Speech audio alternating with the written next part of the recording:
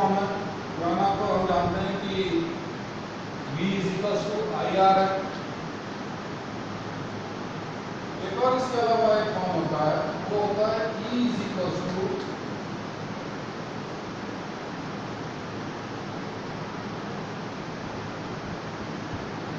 Sigma J। E = sigma J। ये कहलाता है microscopic form of Ohm's law. ये क्या कहलाता है आपको? Microscopic form of Ohm's law.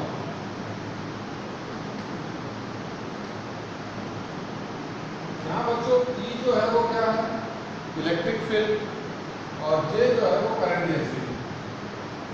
J जो है वो क्या है? Current density.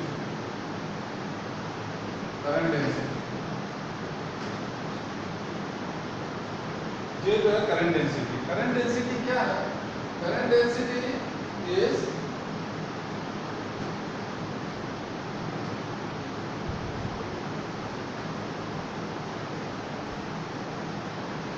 current flow through per unit area of cross section of wire. Our wire's cross section area generally is circular. हमारा जो वायर होता है वो सिलिंड्रिकल शेप का होता है। हमारा जो वायर होता है वो किस शेप का होता है बच्चों? सिलिंड्रिकल शेप का होता है। और इसका जो क्रॉस सेक्शनल एरिया मान लो, ये मान लें, ये डेफिनेटली सर्कुलर होगा।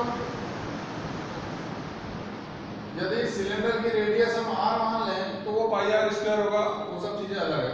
ये एरिया A है सिलेंडर का, क्रॉस सेक्शनल एरिया।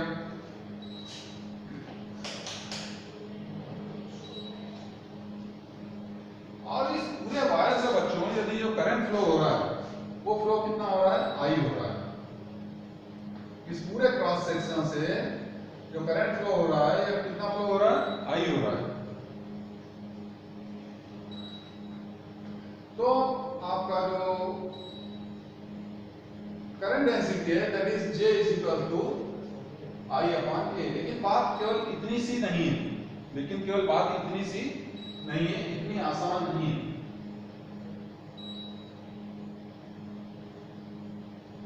आप जानते हो बच्चों कि ये जो एरिया वेक्टर एरिया है इसको हम एज ए वेक्टर ट्रीट कर सकते हैं, और जो J है वो भी एक वेक्टर क्वांटिटी है। लेकिन I जो है क्या है? वो एक स्केलर क्वांटिटी है। I जो है क्या है? स्केलर क्वांटिटी है। इसलिए यदि हम घूम के आए और कोई वेक्टर फॉर्म में लिखना चाहें इन्हें, तो हम इस करंट को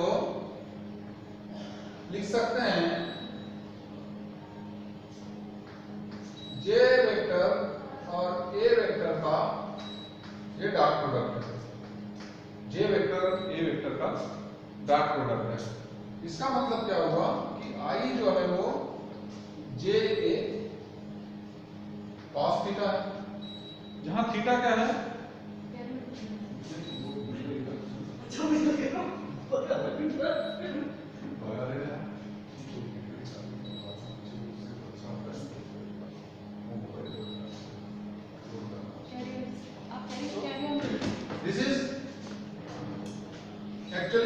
this is the actual relation. यदि आप ज्यादा डीपली जाएंगे तो जनरली बच्चों को याद रहता है, या सभी पढ़ाने वाले ये बोल देते हैं कि J is current density and current density is like any other density, जैसे surface charge density होता है या all these things होता है कि भाई चार्ज पर यूनिट एरिया, तो this is current per unit area. लेकिन बात इतनी आसान नहीं है। मैंने कहा कि इसमें I जो है वो स्केलर क्वांटिटी है, J वेक्टर क्वांटिटी है, area as a vector quantity you can treat. So actual relation is this and J cos theta. अब हम देखेंगे कि ये लिखने के क्या मायने हैं, इसके मायने क्या है, फिजिकल मीनिंग इसकी क्या है। तो बच्चों ऐसा है कि मान लो ये तो हमने बहुत सिंपल केस दिया था, आप जान रहे हो यहाँ कि ये फाई की जो डायरेक्शन थी और जो एरिया वेक्टर था उसकी डायरेक्शन थी एरिया के परपेंडिकुलर होगी, नॉर्मली आउटवर्ड एन केप से हम दिखा सकते हैं उसे। तो ये अलाउंग थी, cos 0 का केस था, इसलिए I is equal to J था, सिंपल, नो प्रॉब्लम।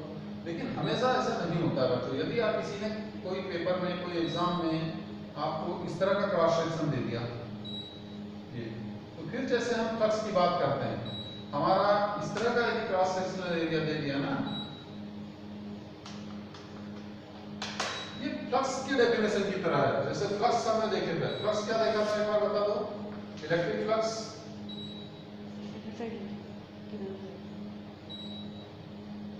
फ्लक्स देखा था हमने, phi is equals to E dot A. ये पढ़ा हुआ है इसलिए मैं छोटे से मार्जिन। Excuse me. हाँ बेटा। सर आपका वॉइस ऑडिबल नहीं है सर। ठीक है, ब्लूटूथ चाहिए एक्चुअली, ब्लूटूथ स्पीकर मेरे गले में स्पीकर है लेकिन ये मैं इसका यूज नहीं कर सकता। सर बहुत लो है सर, अच्छे सुनाई नहीं दे रहा है। बहुत लो है, very good, thank you for your response. ये वेबकैम वाला मैं सेट करके देखता हूँ लेकिन मेरा मोबाइल लगा है चार्जिंग में यार। आप एक काम कर सकते हैं ना, आपके पॉकेट में क्या मोबाइल है ना, मोबाइल तो मोबाइल से आप कनेक्ट कर लीजिए ना वॉइस। मोबाइल से कैसे? ये सेम जीमीट आप अपने फ़ोन पे कनेक्ट कर लीजिए, आवाज़ इससे जाएगी, वीडियो इससे जाएगा। ऐसा है, संभव है? आप नहीं यार, दोनों डिवाइस से कैसे इंटरेक्ट करेगा? चलो बाद में करेंगे। अभी बच्चों अभी इस आप लिख दीजिए इक्वेशन, वहाँ जाके समझाएंगे। ठीक है, हाँ। तो मैं ये कह रहा था कि जैसे फ्लक्स होता था हमारा, हम फ्लक्स को क्या डिफाइन करते थे कि number of field lines passing perpendicular through area kept in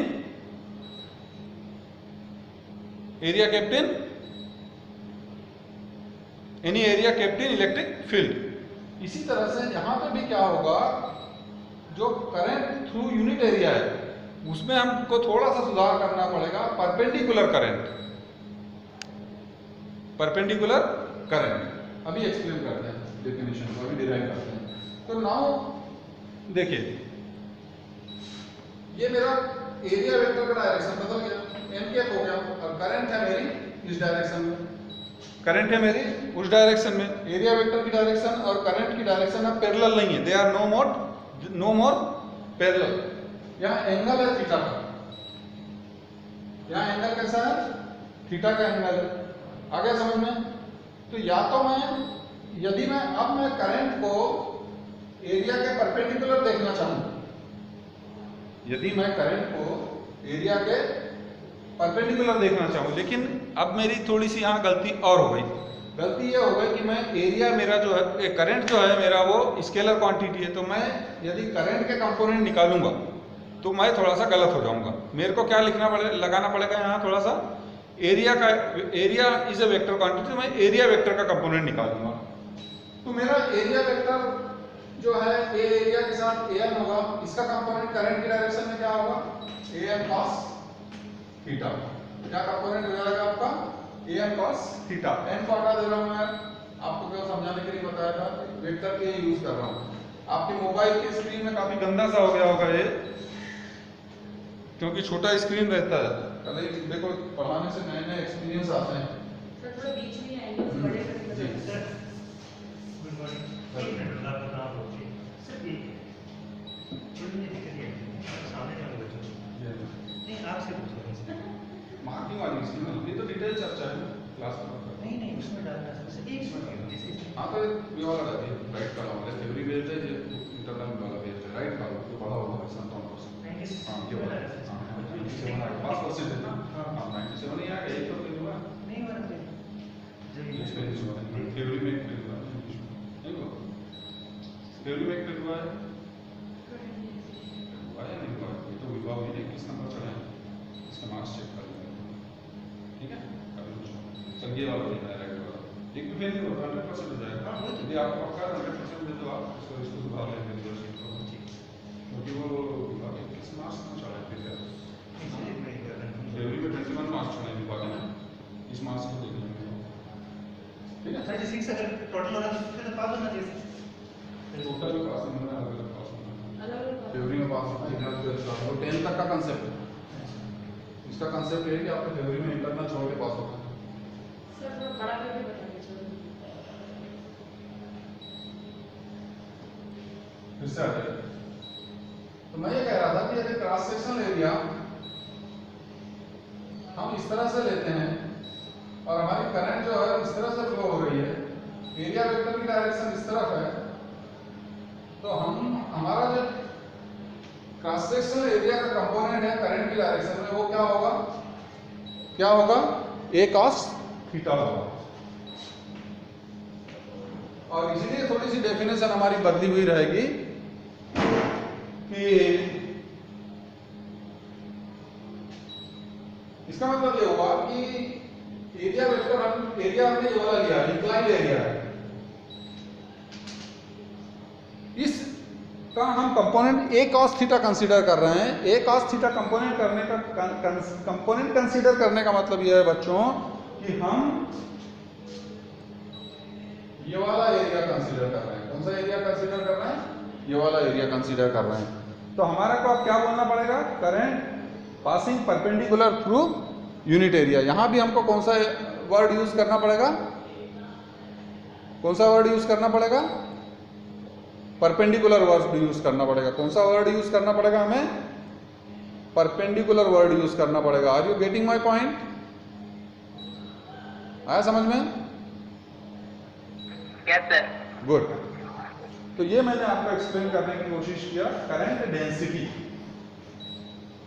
अब हमारा स्कोप ये है कि हम ये जो हमारा जाना पहचाना V = IR है, इस फॉर्म को उस फॉर्म में कैसे लिख सकते हैं, या वो फॉर्म कहां से आया?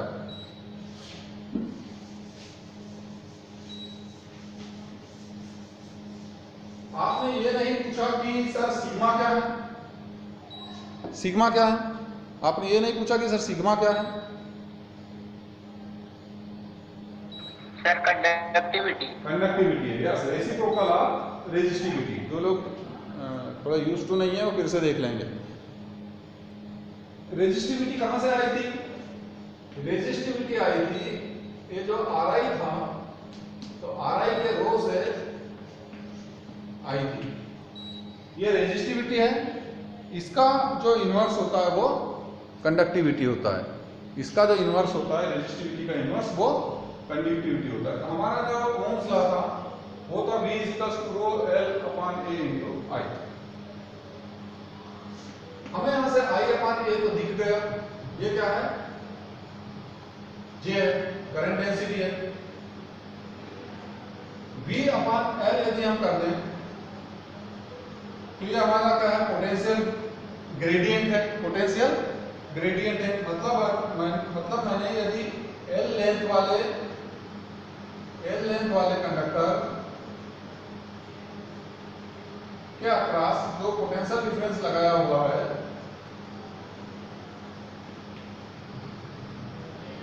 V, कितना पोटेंशियल डिफरेंस लगाया हुआ है? पोटेंशियल डिफरेंस कितना लगाया हुआ है? V पोटेंशियल डिफरेंस लगाया हुआ है। इसका मतलब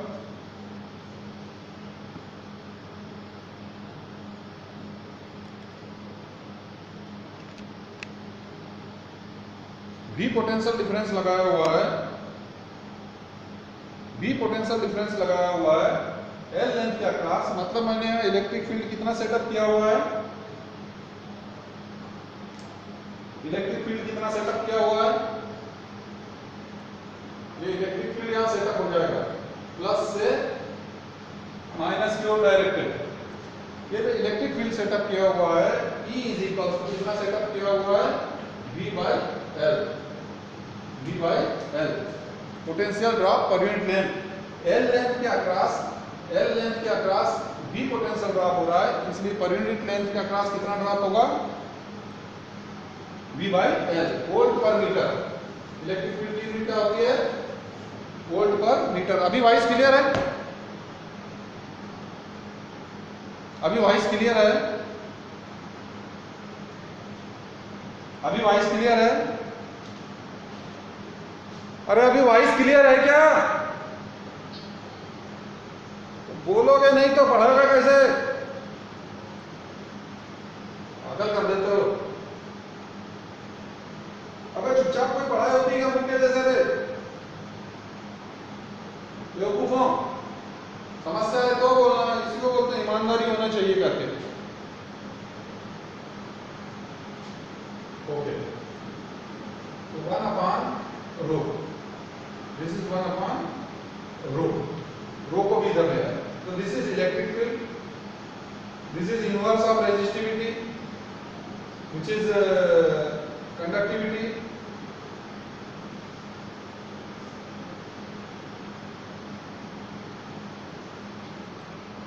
and this is current density. तो J is equal to sigma E हो गया, E is equal to sigma J note में क्या हो गया आपका?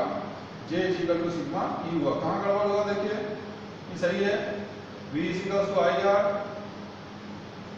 R is equal to rho L upon A, I upon A is J, V upon L is E। तो ये क्या मिल गया आपको?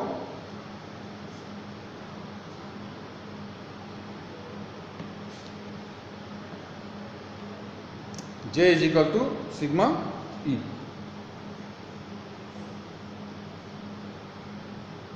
कहाँ गड़बड़ है देखिए, ये सही है। So definitely it is derived, it was memory based, so in this way earlier we have written wrongly and this relation was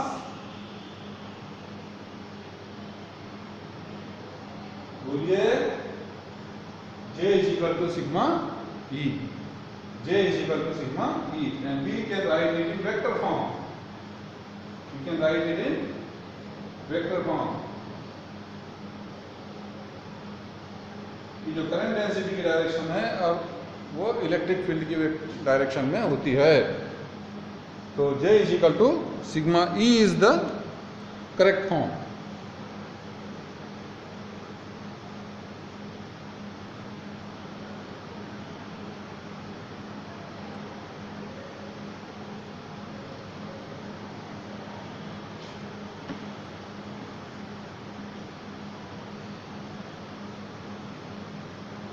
E is equal to J rho लिख सकते हैं हम, क्या लिख सकते हैं? E is equal to J rho लिख सकते हैं हम, क्या लिख सकते हैं? E is equal to J रो,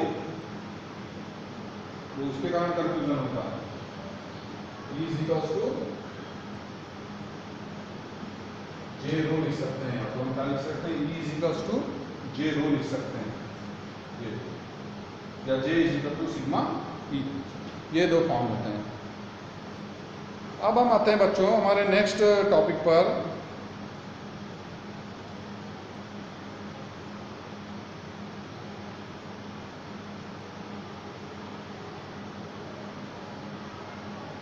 और हमारा नेक्स्ट टॉपिक है, क्या है बता दो?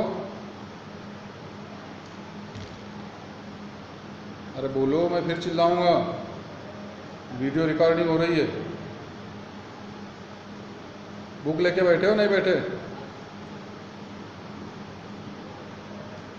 ड्रिफ्ट वेलोसिटी हमारा नेक्स्ट टॉपिक क्या है बच्चों? Drift velocity.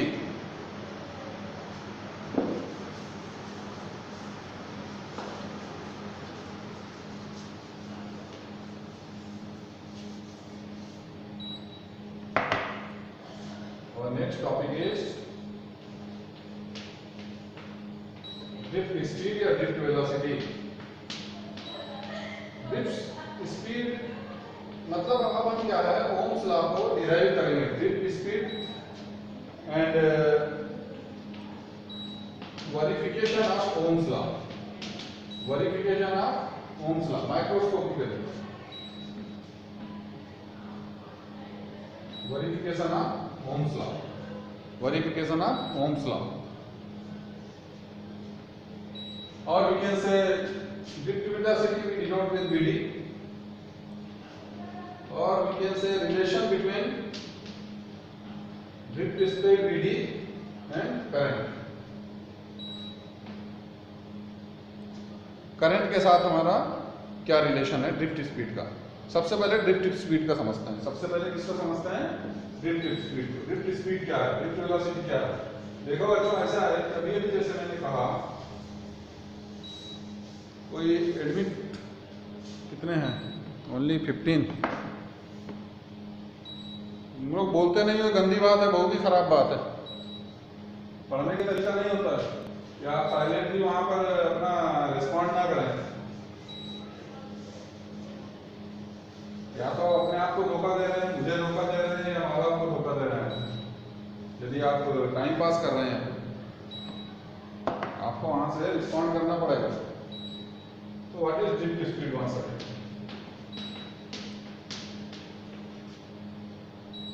बच्चों देखिए, जैसा भी हमने बताया कि हम जब किसी कंडक्टर पर पोटेंशियल डिफरेंस लगाते हैं तो इसका मतलब ये हुआ डेफिनेटली किसकी सहायता से लगाते हैं? सोर्स की सहायता से लगाते हैं।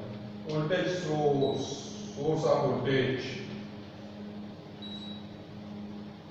ये लगाते हैं, जिसको आप बैटरी बोल देते हैं। वास्तव में हम क्या लगाते हैं यहाँ? इलेक्ट्रिक फील्ड लगाते हैं। वास्तव में क्या लगाते हैं यहाँ? इलेक्ट्रिक फील्ड लगा देते हैं। इलेक्ट्रिक फील्ड सेटअप हो जाता है। यदि एल लेंथ के अक्रॉस अभी मैंने बताया V पोटेंशियल डिफरेंस है तो आपका इलेक्ट्रिक फील्ड कितना होगा? E is equals to V by L। E is equals to V by L setup का यूनिफॉर्म टाइप का होगा। आप कंडक्टर के अंदर की थ्योरी जानते हैं कि कंडक्टर के अंदर क्या होता है? जो आउटर मोस्ट ऑर्बिट में इलेक्ट्रॉन लूजली बाउंड होते हैं वे ऑलमोस्ट थोड़ी सी भी थर्मल एनर्जी पाके और नॉर्मल रूम टेम्परेचर पर फ्री होते हैं, free to move in total material. तो दीज फ्री इलेक्ट्रॉन्स एक्चुअली, जब फ्री इलेक्ट्रॉन्स होंगे तो वहां क्या होंगे? आपके इमोबाइल आयंस भी होंगे जो मेटल के कोर में फिक्स रहेंगे।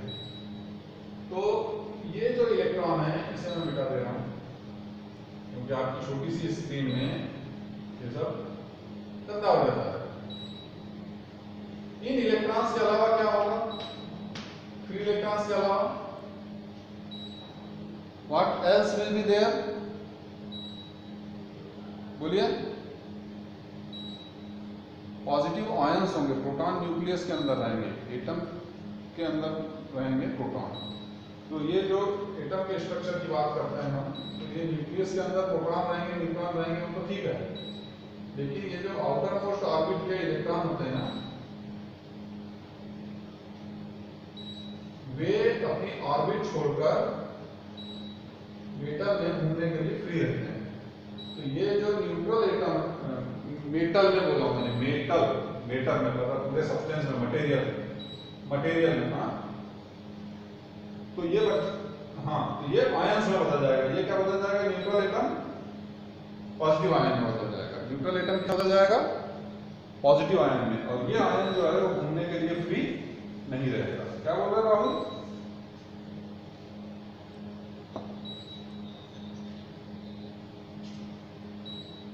कर्नेल, अरे वो कर्नेल दूसरी टर्म सर है ना, हाँ दूसरी टर्म है, यहाँ नहीं आएगी वो, ठीक है। एक वो है सिनोनिम है कर्नेल बोलते हैं, वो उसमें ऑपरेटिंग सिस्टम में यूज करते हैं कंप्यूटर साइंस की लैंग्वेज।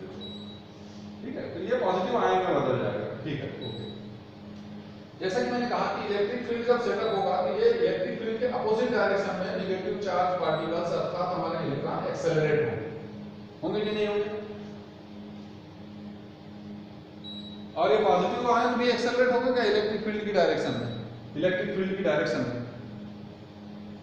बहुत सिंपल सी बात है कि नेगेटिव चार्ज पार्टिकल हमेशा इलेक्ट्रिक फील्ड के अपोजिट डायरेक्शन में एक्सेलरेट होते हैं। ये बात पहले से हो चुकी है, यदि नहीं हुई तो अभी एक बार फिर से देख सकते हो कि ये जो पॉजिटिव पोटेंशियल है, पॉजिटिव पोलैरिटी है, ये इन नेगेटिव आयंस को अपनी ओर अट्रैक्ट करेगी। क्या ये पॉजिटिव आयन भी एक्सेलरेट होते हैं? नहीं, पॉजिटिव आयंस जो होते हैं वे फिक्स होते हैं। वे क्या होते हैं? फिक्स होते हैं, मेटल में इमोबाइल होते हैं, घूम नहीं सकते, तो वो अपनी जगह रहते हैं। ठीक है, इलेक्ट्रॉन एक्सेलरेट होंगे। एक्सेलरेशन क्या होगा इलेक्ट्रॉन्स में? एक्सेलरेशन कितना होगा? तो सीधी बात है कि इनमें होना चाहिए इलेक्ट्रॉन में acceleration A is equal to जितना फोर्स लगा रहा है electric field divided by mass of electrons. हाँ कि नहीं? बोलो हाँ। कितना फोर्स लगाएगा? Q into E। चार्ज यदि इलेक्ट्रॉन पर Q है तो Q इंटू E। हम यहाँ लिख सकते हैं E इंटू E। हम यहाँ कितना लिख सकते हैं? E into E। हम यहाँ कितना लिख सकते हैं? इलेक्ट्रॉन पर चार्ज कितना होता है बोलेंगे तो E small e upon small e into capital E multiplied by m। इतना एक्सेलरेशन आना चाहिए।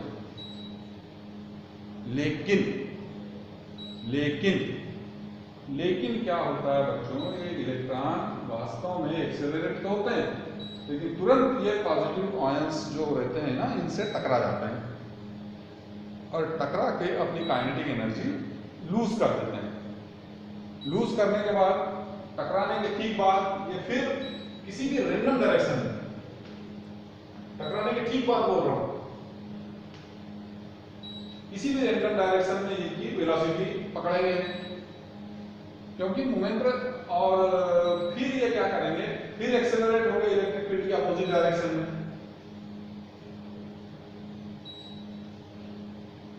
और फिर टकरा जाएंगे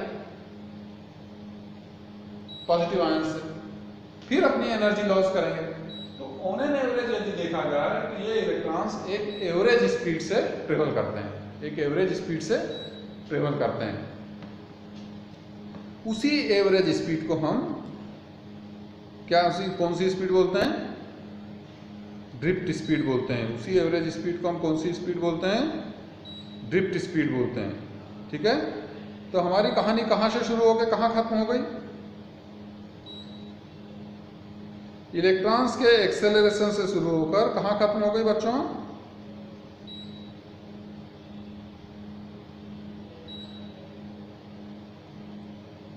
बोलिए, कहां खत्म हो गई? ड्रिफ्ट वेलोसिटी पे खत्म हो गई, एवरेज स्पीड पे खत्म हो गई, एवरेज कांस्टेंट स्पीड। और यदि मैं आपको बताना चाहूं तो बता दूं कि ये ड्रिफ्ट स्पीड लगभग कितनी होती है? 1.1 mm पर सेकंड। मान लो 1 मिलीमीटर पर सेकंड। 1 मिलीमीटर का मतलब समझ रहे हो कितना होता है? 0.1 सेंटीमीटर, 1/10 सेंटीमीटर पर सेकंड। इतनी कम, लेकिन फिर भी इतनी स्पीड से, एवरेज स्पीड से इलेक्ट्रॉन जो है वो ट्रेवल करते हैं। इतनी एवरेज स्पीड से इलेक्ट्रॉन्स जो है वो ट्रेवल करते हैं कंडक्टर्स में। कंडक्टर्स की बात कर रहे हैं, टोटली मेटल कंडक्टर्स की। तो इतनी कम स्पीड से ट्रेवल करते हैं, 1 मिलीमीटर पर सेकंड। फिर भी आपको करंट को इधर से फ्लो होने में, उधर तक ट्रेवल होने में कोई टाइम लगता नहीं है। यदि मैं यहाँ से करंट की, बिजली की लाइन बिछा दूँ कहाँ तक? राहुल के घर तक, और बोलूँगा अगले सिरे को पकड़ ले, और जैसे ही स्विच ऑन करूँगा इधर से तो उसको करंट, और फ़ोन पे चालू रहेगी बातचीत। उसको बोलूँगा देख मैंने ऑन किया स्विच, झटका लग, हाँ झटका बोल ही नहीं पाएगा। झटका लगने में कितनी देर लगेगी? झटका लगने में कितनी देर लगेगी? करंट का एहसास होने में इंस्टेंट। तो फिर ऐसा क्यों होता है? तो ऐसा आप ऐसा समझो कि मान लो वो कोई पाइप है, मान लो कोई पाइप है, और पाइप जो है that is full of marbles. Pipe is full of marbles, so that pipe is equivalent to conductor and marbles are equivalent to free electrons।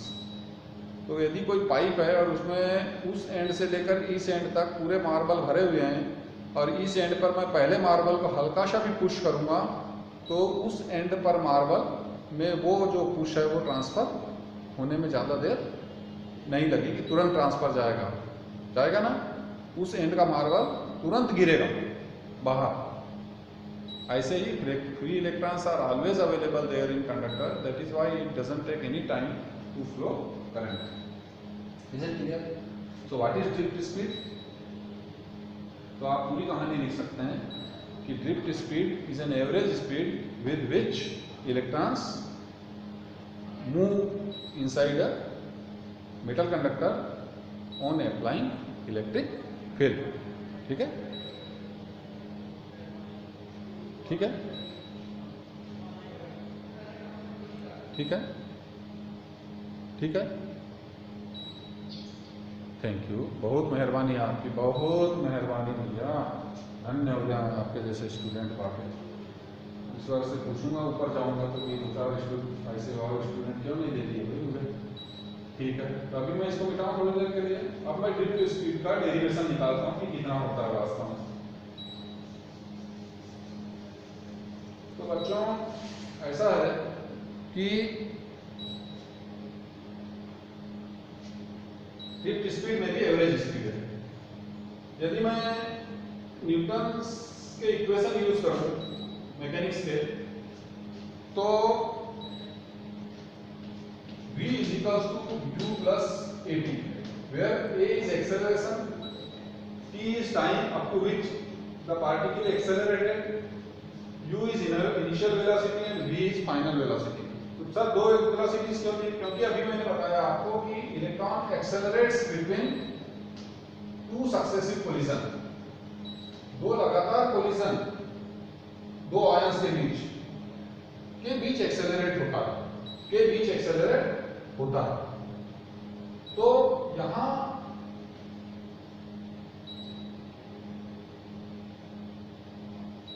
ये मेरा मान लो फर्स्ट आयन है, ये मेरा मान लो सेकंड आयन है, positive ion.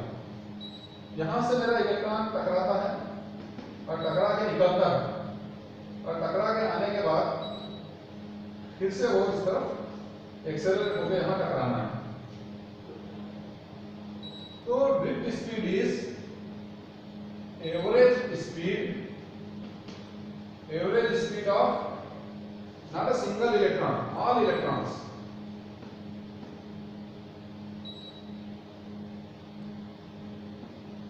between two successive collisions। पकड़े रहना, छोड़ना मत, है ना।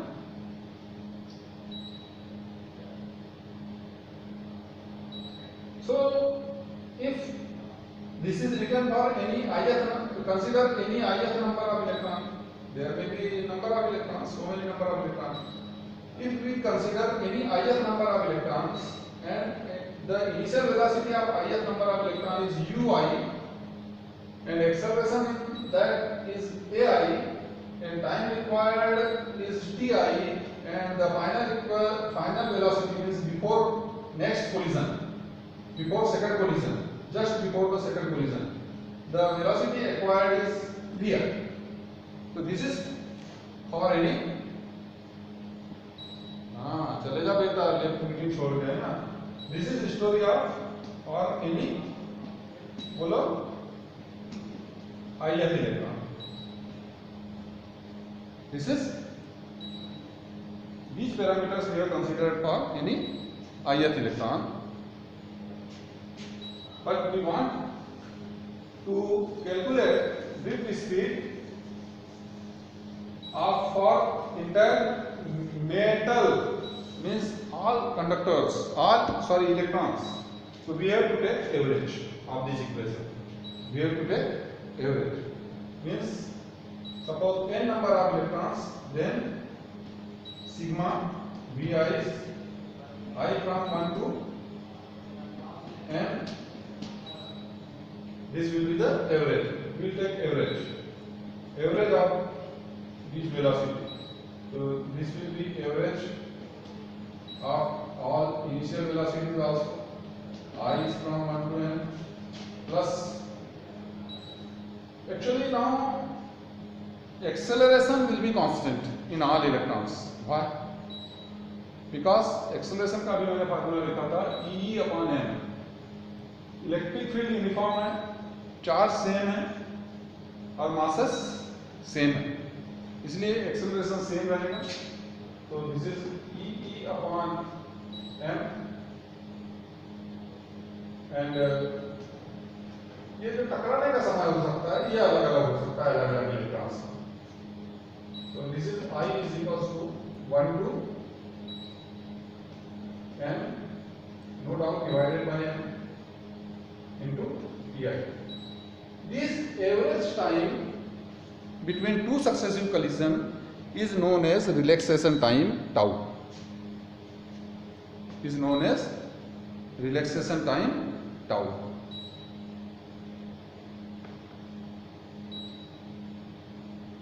What is relaxation time?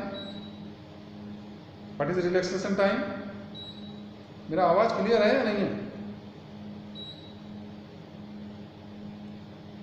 झड़ okay. What is relaxation time?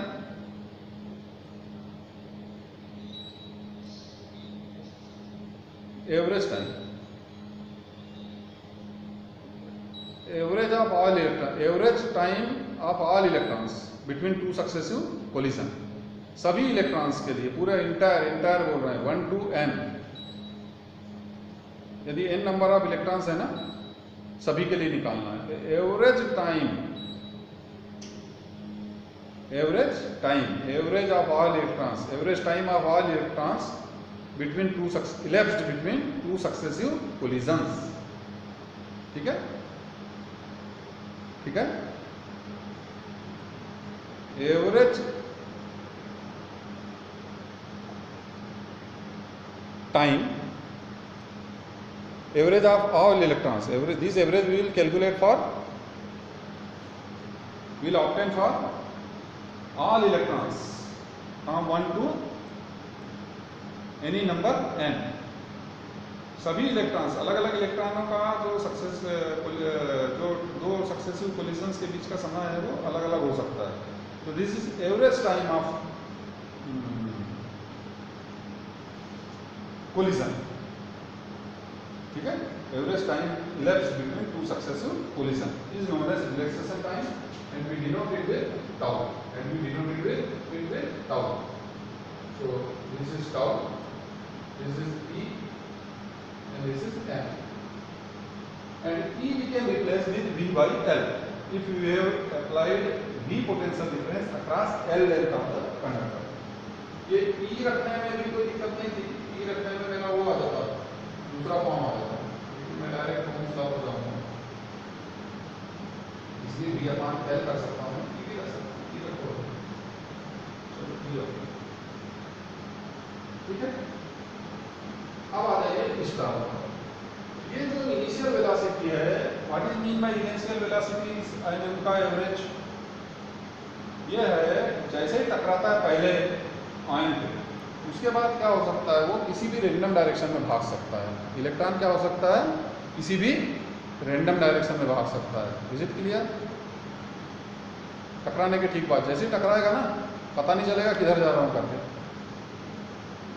पूरा बेचारे का वो हो जाएगा ना, जैसे हम अंधेरे में जा रहे हैं, टकरा जाए किसी चीज़ से, तो जो हमको पुश लगेगा, हमको तो एक डायरेक्शन में जाना है. हम जा रहे थे पानी पीने किचन की तरफ, लेकिन रास्ते में कौन मिल गया, एक पिलर मिल गया घर का. पिलर से टकराया, तो पिलर से जब टकराएंगे तो हम कैसे हो जाएंगे, अनकॉन्शियस हो जाएंगे. समझ में नहीं आ रहा है कि आप रास्ता यार किधर जाना है करके, है ना, थोड़ी देर के लिए. वैसे ही इलेक्ट्रॉन का हाल होता है बच्चा, समझ में नहीं आता उसको पॉजिटिव आयन से टकराने के बाद कि मैं किधर जा रहा हूँ. तो वो ऐसा बोलते हैं कि any random direction, it can go in any random direction and that is initial velocities. और इसीलिए कुछ इलेक्ट्रॉन पॉजिटिव डायरेक्शन यदि हम कंसीडर कर लें, दूसरी उसके अपोजिट डायरेक्शन को नेगेटिव डायरेक्शन कंसीडर कर लें, तो कुछ पॉजिटिव डायरेक्शन में भागेंगे, कुछ नेगेटिव डायरेक्शन में भागेंगे, और उन्होंने एवरेज, वो एवरेज वेलोसिटी आप देखेंगे तो कितनी हो जाएगी, 0. एवरेज वेलोसिटी क्या हो जाएगी, 0. एवरेज निकालेंगे उन इनिशियल वेलोसिटी का जस्ट आफ्टर कोलिजन.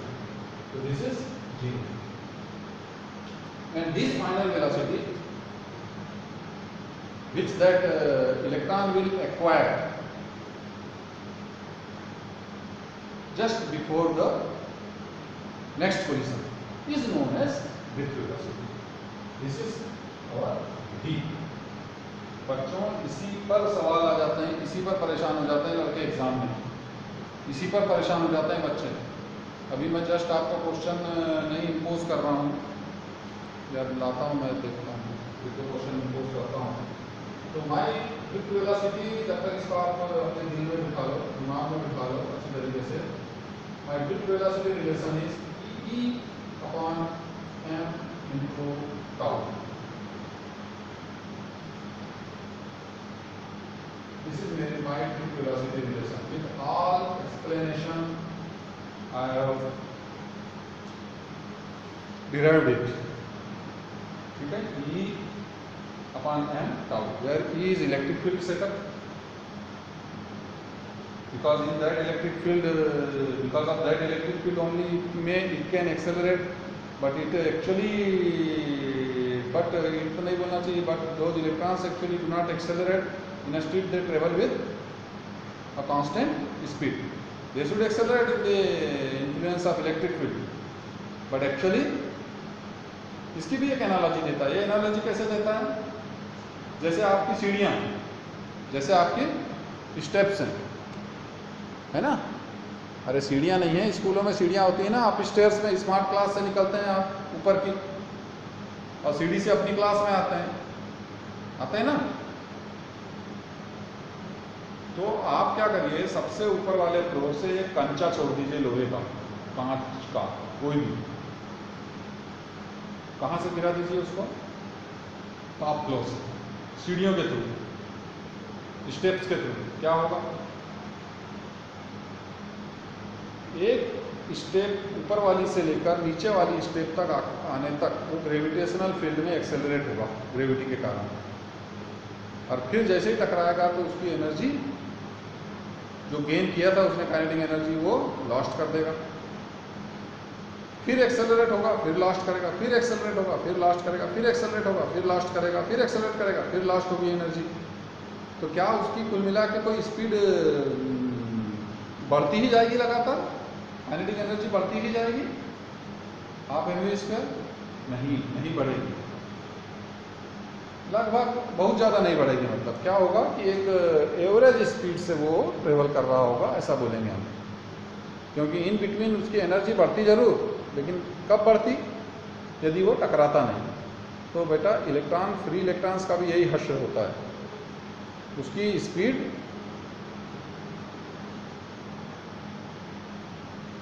बहुत ज़्यादा बढ़ नहीं पाती एक इन बिटवीन पूरे पैसेज के दौरान कंडक्टर में.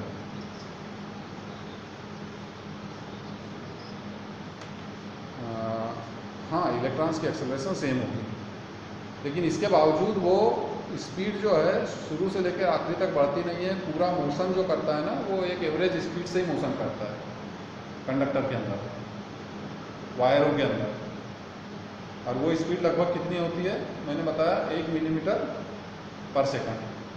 बस कांस्टेंट रहेगी, कांस्टेंट मान सकते हो आप. बढ़ती है, लेकिन कब क्या होता है उसका बढ़ने के कारण? बढ़ने का क्या होता है? बढ़ाता है स्पीड, लेकिन अगले क्षण क्या होता है? बोलो, टकरा जाता है. किससे टकराता है? हाँ, किससे टकराता है? हाँ, कोई बोल रहा था, बोलिए. पॉजिटिव आयन से, यस. और अपनी एनर्जी को लूज करता है. अभी आप एनर्जी कंजर्वेशन का लॉ लगाइए आप, ये एनर्जी कहाँ जाती होगी? ये काइनेटिक एनर्जी लूज करता है, ये एनर्जी कहाँ जाती होगी? ये एनर्जी जाती है आपके हीट के फॉर्म में. वायर गर्म होता है ना, करंट फ्लो करो तो